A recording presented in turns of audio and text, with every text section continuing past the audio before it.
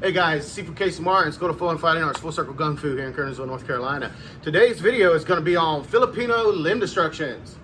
All right, so a lot of people look at limb destructions and they wonder if they work or if they don't work.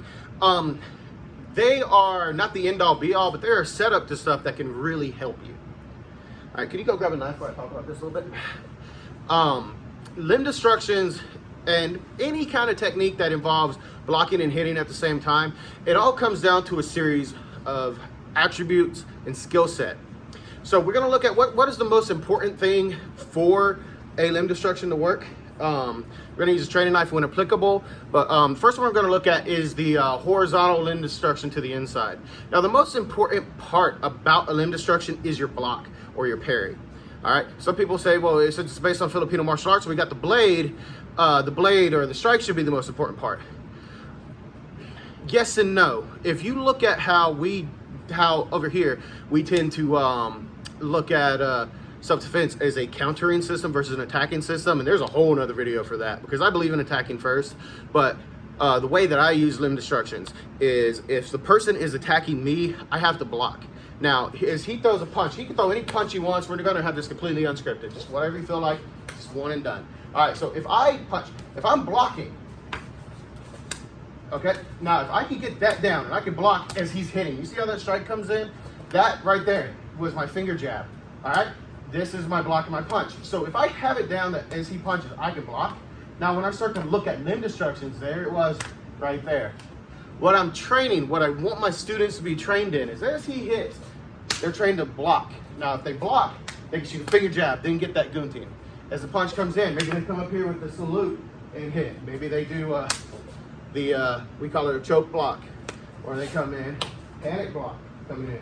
So as the motions are coming in, the most important, I'm out of the camera. The most important part is the parry, the block. All right, this way so you can see. As he punches, if I can get this in, do it again. I can get that one more time. I can get the destruction. So I hit the bicep. And that's because I trained to hit the head.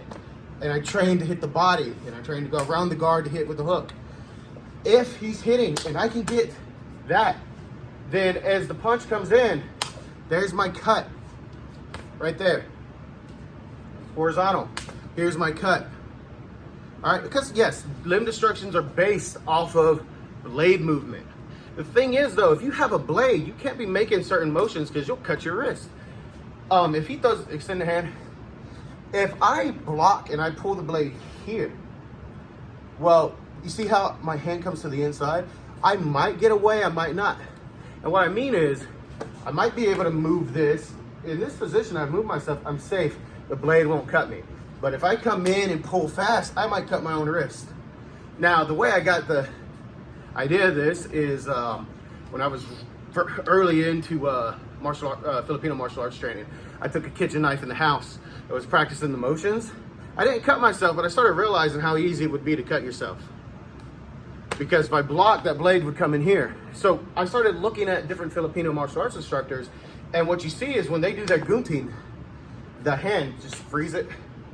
The blade stays in front for their motion.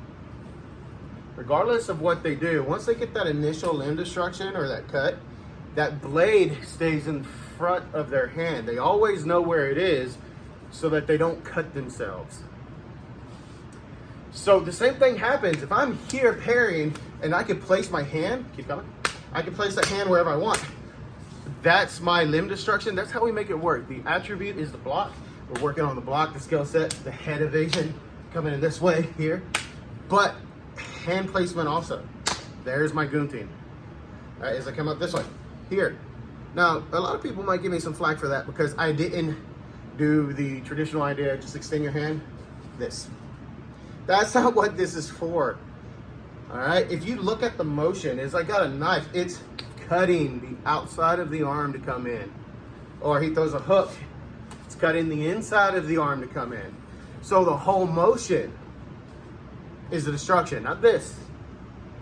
If he's punching, it doesn't make sense to cut his fingers. Oh yeah, that'll hurt. But if I cut that tricep, he's gonna bleed. If I get that artery in there, he'll bleed to death. This moves.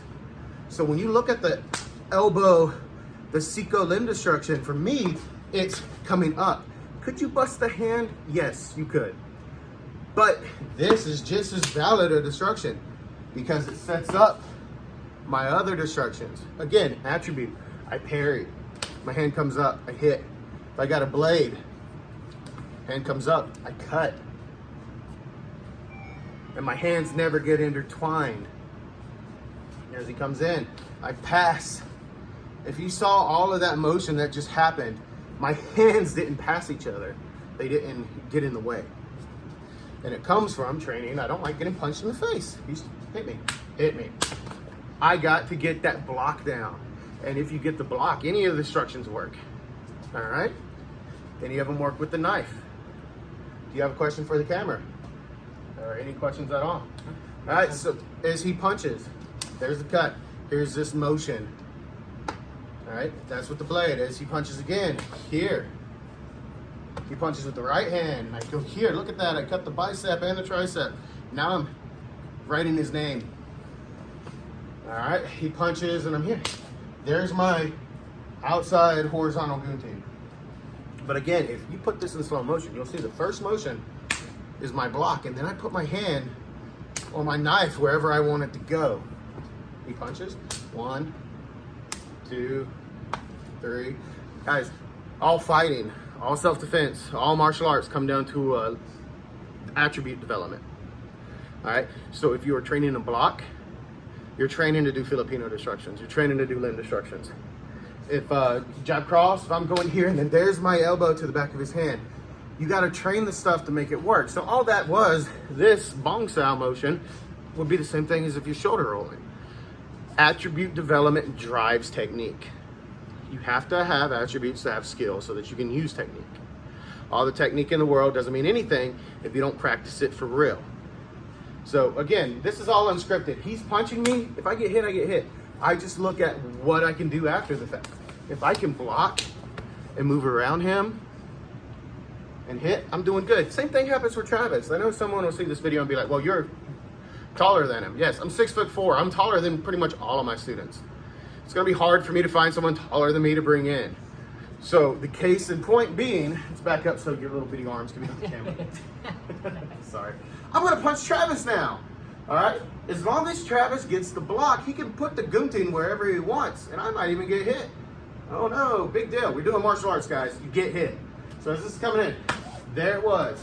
All right, just block a couple times, then put the, I'm gonna throw random punches at you. Just block a couple times and put the gunting in wherever you feel like it. This is coming in, and I'm aiming to hit him. I'm not aiming to hurt him, but Travis has to get hit. There it was. Again, it's not size, it's attribute. That would have been perfect. It's not size, it's attribute development. Skills and drills win fights, guys. Look at that, he even trapped in the middle of it. All right, so yeah, I may be a lot taller than him, but what I do works for anybody. Because it's truly my belief that if you can't do it on the inside or the outside of the hand, if you can't do it on the left hand or the right hand, if a little kid can't do it, it's not self-defense, it's self-perfection. There's nothing wrong with self-perfection. Self-perfection is for you. Self-preservation and self-defense is for everybody. So make your stuff work for everyone. All right?